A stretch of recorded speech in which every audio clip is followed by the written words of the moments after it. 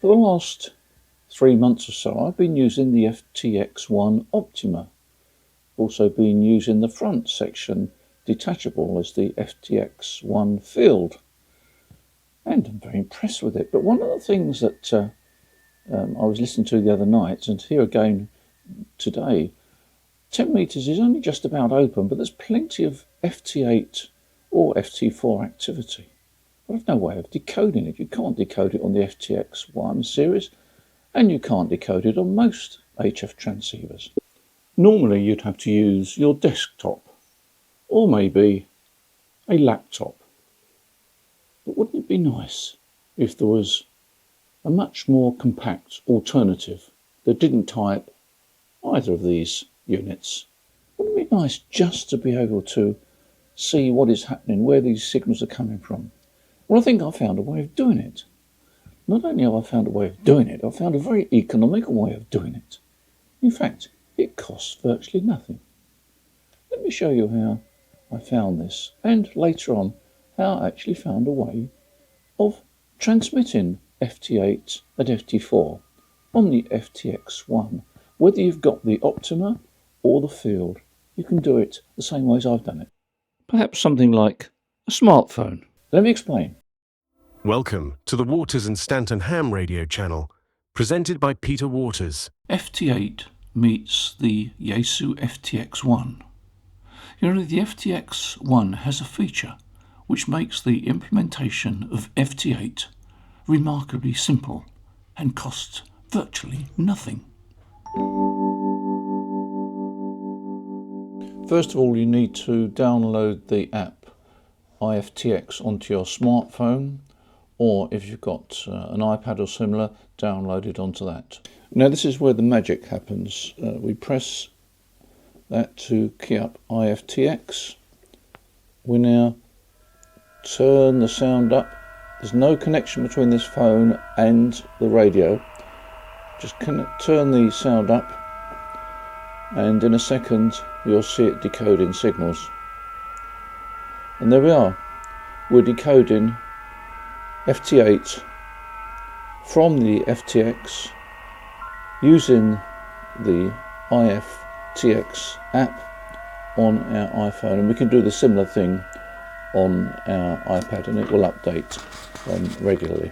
Now, one thing you must do is remember to select the correct mode, which is either upper sideband or data U. Upper sideband will work quite happily on the FTX, and of course any other transceiver. Now, you might be one of these people that are interested in just decoding FT8, and the fact that you can hold your iPhone near the speaker of the transceiver and decode it, that's all you need. Just like to know what's going on and where the signals are coming from. But you can actually transmit FT8 again without physically connecting your iPhone to your transceiver. First of all, you need to make sure that you've got Vox switched on. Then select Settings and make sure that you've got your call sign entered at the top. And then further down you'll see Auto Locator. Switch that on. I had to increase my Vox gain to around about 75, 76 in the menu. Now with the phone on, you'll see that I'm receiving signals. I've found a signal that I'd like to reply to, and immediately the phone starts to transmit a signal which is picked up via the Vox and the microphone, and you'll see the display is turned red, and I'm now transmitting FT8. So let's now set this up on the FTX-1 series. It doesn't matter whether you've got the Optima or just the Field. The setup is exactly the same. First, go into the menu system and go across to page 3, and then press General. And you should see halfway down the page TX General. Click on that and go across to the second item down, which is Vox setting, and you want the Vox set to USB and not to microphone. And then once you've done that, you can come out, and you now need to go into the mode selection. There's quite a lot of modes actually on the FTX-1 series, and go down to Data U. and select that. That's the mode that you want to select.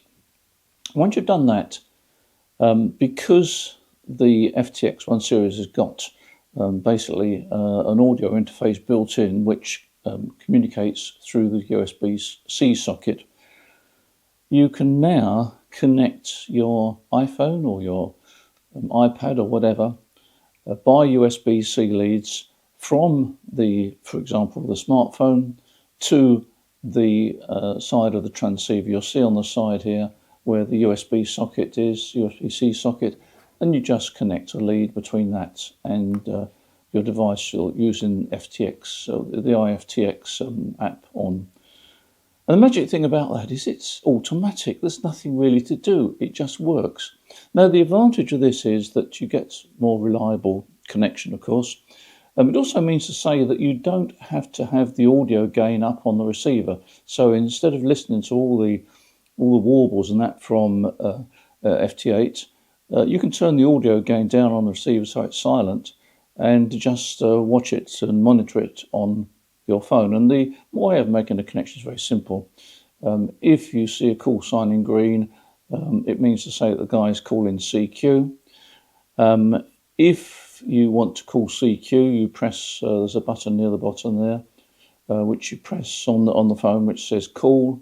That will put out a CQ call, and then you'll see stations hopefully calling you. You select whichever station you want to communicate with, and it's totally automatic. Let me show you how I put out a CQ call and got a reply from PD4TK. I speeded it up slightly so that it doesn't take too long to show it on the screen.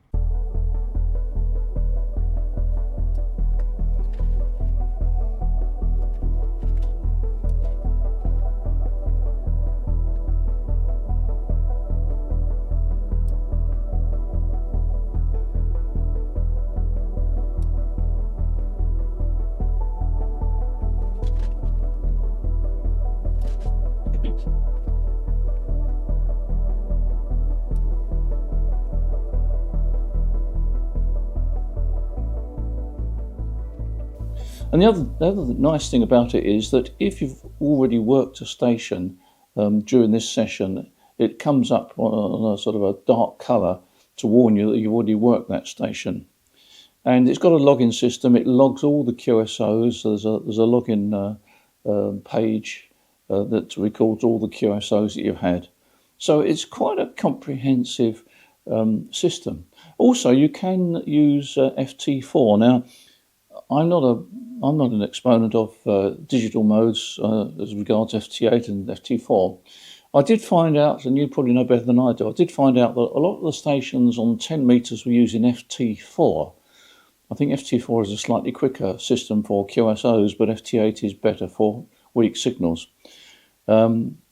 You know better than I do probably which mode you select. Basically, it seems on the lower frequency bands, it's generally speaking FT8. I was a bit confused because I was on 10 metres and it wasn't decoding anything, and I switched to FT4 and it suddenly worked. So I guess that's the mode that is popular on 10 metres. So I hope that's given you food for thoughts and that you might feel inclined to enjoy it, even if you only just receive on your smartphone.